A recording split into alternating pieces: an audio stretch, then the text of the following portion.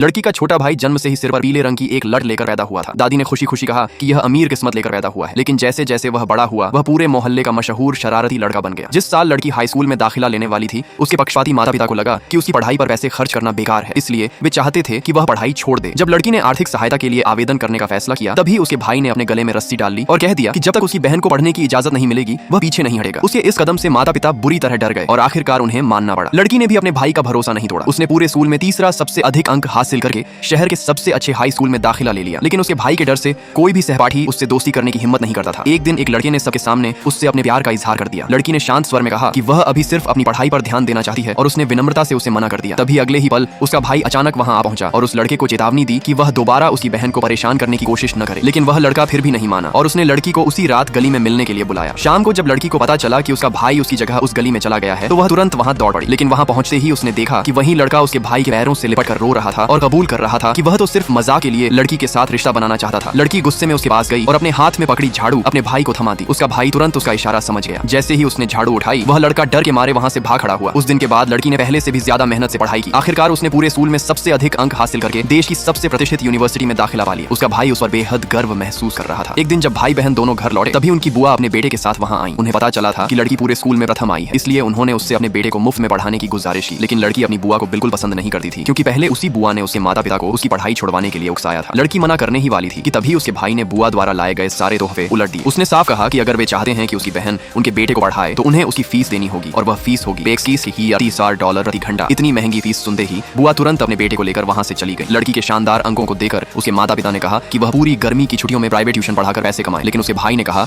कि वे उसकी आजादी का फायदा उठाना चाहते हैं। फिर उसने अपनी पार्ट टाइम नौकरी से बचाए हुए सारे पैसे अपनी बहन को दे दिए और कहा कि वह छुट्टियों का पूरा आनंद ले, किसी तरह का काम न करे। अपने भाई का यह प्यार देकर लड़की की आंखें भर आईं। उसने कभी नहीं सोचा था कि उसका भाई उससे इतना प्यार करता है। भाई द्वारा दिए गए पैसों की बदौलत उसने अपनी गर्मी की छुट्टियां खुलकर बिताई और अपनी पसंद की हर चीज खरीदी। 2 महीने बाद आखिरकार वह दिन भी आ गया जब लड़की को कॉलेज जाना था। वह अभी कॉलेज के गेट तक भी नहीं पहुंची थी कि उसका भाई अपने कई दोस्तों के साथ वहां आ गया। उसने मुस्कुराते हुए कहा कि आज से वह इसी यूनिवर्सिटी में सिक्योरिटी गार्ड की नौकरी करेगा और अब कोई भी उसकी बहन को परेशान करने की हिम्मत नहीं करेगा। फिर उसने अपने दोस्तों को लड़की का सारा सामान उठाकर उसके हॉस्टल के कमरे तक पहुंचाने का आदेश दिया। उसके दोनों रूममेट्स ये सब देखकर बुरी तरह घबरा गए। लड़की ने झेपते हुए समझाया कि वे सब उसके भाई के दोस्त हैं। तभी उनकी चौथी रूममेट भी कमरे में दाखिल हुई। किसी ने भी यह उम्मीद नहीं की थी कि शहर के सबसे अमीर आदमी की बेटी भी उसी हॉस्टल के कमरे में रहने वाली है।